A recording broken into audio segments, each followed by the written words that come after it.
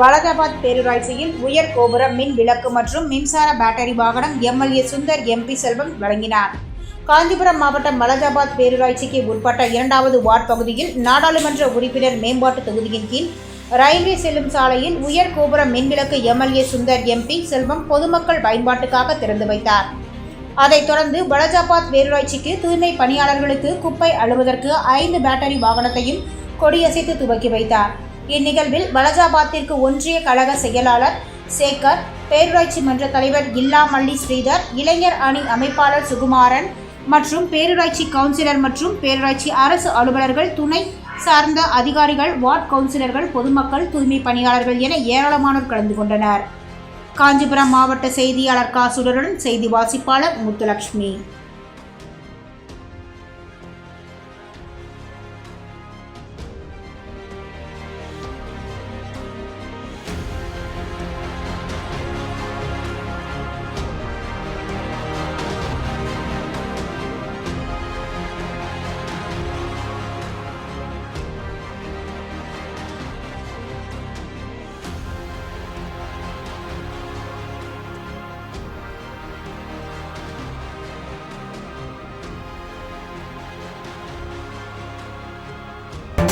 செய்திகளை உடனுக்குடன் தெரிந்து கொள்ள சான்றோர் குரல் பக்கத்தை